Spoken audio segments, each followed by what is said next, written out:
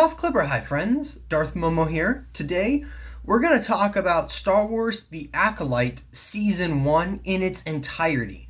I've spent the last several weeks talking about each episode individually, so now we're going to talk about how it all works together, what I think of the season overall, some criticisms I have now that the season is complete, some things I thought were done well, and some things I thought could be done better. So, the first question I want to answer is it worth it? I thought it was. I enjoyed it overall. I've got several criticisms. I've got some issues. It was far from perfect, and it was far from the best Star Wars project, period, and under Disney. But I certainly had fun with it. I think if I was to give it a score overall, I would probably go with a 6.8 out of 10. Now, I don't know how you guys rank. I know, obviously, the numbers and all that, but some people rank differently. For example, I've got a friend that ranks on a scale of -10 to 10. I rank from 0 to 10 just like a school project. To me, if you hit a 5, that's a fail. There's different levels of how bad of a fail between 1 through 5, but once you hit 5, it's a fail. And to me, this show was not a straight-up fail. It has lots of issues, but I don't think it was a straight-up fail. But it definitely wasn't a C either. It has too many writing issues for me to put it in a C. I could, especially after the finale too, on a good day, on a really good day, maybe I'd put it as a C, but I think I'm going to go with a 6.8. If you average out all of my rankings throughout all the other episodes, or all the episodes, it comes out to 6.9 and some change. So I'm going to go with 6.8 for the season overall.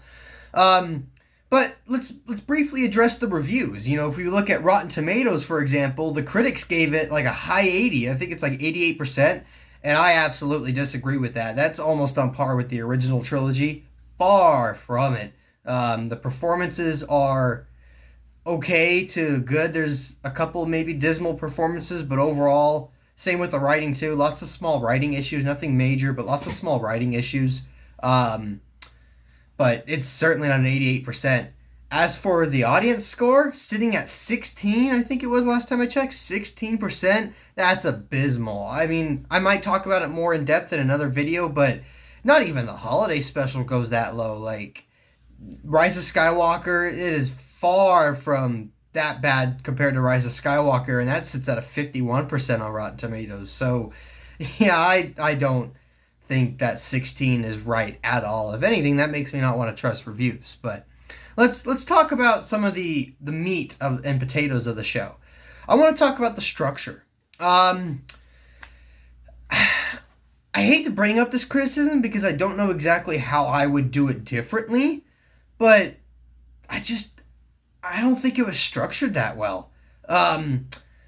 Stating two flashback episodes out of 8 episodes doesn't seem that right doesn't sit that right with me. Making the 7th episode, the penultimate episode, a flashback doesn't feel that right either. The only way I could say that maybe it should be done better, or that maybe I would do it better or do it differently, is 4 and 5 probably should have been combined. Trim some of the fat on the 4th episode and combine the two. And then maybe 6 and 7, the flashback, since 6 literally ends off of like, hey, now I'm going to tell you what happened. 6 and 7 should have worked together. I don't think we needed to see the whole episode as flashback. We already had the basic idea of what happened in the 3rd episode, so I don't think we need to do the whole flashback again. But then it's like, then you trim 2 out of 8 episodes, and then you're out with this mini story. So I don't know how I feel about that. I don't really like the structure, but I don't know how else to have done it better. I just detailed how to do it differently, but I don't know how I would have done it better. Excuse me. Let's talk about some of the mysteries too, because this show was hyped up as a mystery thriller. So I think some of the big mysteries were, who's the Sith Lord? Who's killing Jedi, May and everything, and Osha, are they really the same person, whatnot? And then what went on with the Jedi on Brendok? Which, if anything, I would say that was the biggest mystery. Do they all have satisfying answers? Were they satisfyingly addressed? Well, it's hard to consider the May Osha twist good because that was solved within the first episode. And I would almost say that that was somewhat obvious, especially after the marketing. The Sith Lord, if we were going based off of the first couple episodes, I would still say that was, oh, who is it? But the fourth episode makes it pretty obvious that Kymir was the Sith Lord. So that's why I almost think that maybe it would have been better for those two to have been one singular episode, because then you're dropping breadcrumbs to reveal in 10 minutes, as opposed to the next week in the next episode. As for the Jedi, maybe if they answered that one a little earlier on. The problem is, to me, that I don't, we go so long. We go 6 episodes with, oh, what's this thing on Brendok that happened? The Jedi clearly did something bad. There's more to it. And then when we actually answer, it's like, okay, that was messy in universe-wise. Like, that was messy what happened for these Jedi and the witches. And I'm not going to say that everyone made the right decisions, but they pretty much, to me, put the Jedi in an almost sympathetic light. So, and I talk more about that in my review of the 7th episode. So, I don't know how we could call that a satisfying payoff of the mystery, at least to me, when it's hyped up as the Jedi doing something wrong, and then you see what actually happened. It's like, well, seeing it from the Jedi perspective, too, it's not that bad. Certainly mistakes were made, but they weren't evil. It wasn't awful. The only bad thing was maybe the cover-up. But even then, Sol wasn't even responsible for the cover-up. He wanted to confess. So, let's also talk about some of the writing, too. So, there were some things that I really liked. I really liked the 6th episode, how Kymir was trying to recruit Osha, how he went about that. I liked some of the cat and mouse game. I didn't mind some of the stuff with the witches. It wasn't great, but it wasn't bad. But then, I think almost... So I already talked about some of my weak links of the writing in the Jedi. I also talked about some weak links as far as the writing in the finale. I think, if anything, Basil was one of the weirdest things of this whole show, especially in the finale. Why did he sabotage the ship? I don't know. They don't really explain it. The twins plotline, that's another big one too that I've heard about, is whether she changed character arc midway through the season, did a 180. I don't think so, because her whole motivation was she thought these Jedi killed her. They killed Osha, they killed her family, which they still kind of killed the family, but then she finds out Osha's alive, and that kind of helped deteriorate some of the revenge. Kymir even says, I thought May had more to her motivation than revenge, and that's all it was. So once she lost some of her reason for revenge, then, obviously she's like, no, I'm about my sister. And now that she knows her sister's alive, then it's, okay, you know what, actually, I'm going to confess. Now, as for, did she do a 180 after the 180? I don't think so, because Sol's the one who killed her mother. She didn't have anything against Kelnaka personally, or the other Jedi, but Sol, she had a personal... Sol killed her mother. So, of course, there was more motivation there, but even then, she has no real desire to return to Kymir after that. It's just about killing Sol. As for the characters, I like Kymir and I really like Sol.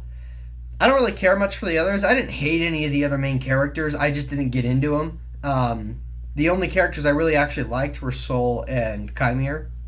As for the overall story, I like the basic idea. Obviously, the Jedi weren't always flawed like we see in the prequel era. There was a point where they kind of were different. They were more idealized. So I like kind of seeing a starting point to that. And I think that's what we're meant to see with the Acolyte. That senator calls out to Vernestra, hey, one of you guys is going to lose control eventually. And then what? Who's going to stop him? And we see that play out 100 years later. Anakin pretty much lost control and no one was able to stop him.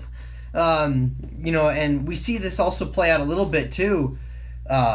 I would almost say that, because this is what gets the Jedi more involved in the politics. Now they're under the direct eye of the Senate, and whereas before this they kind of operated more independently.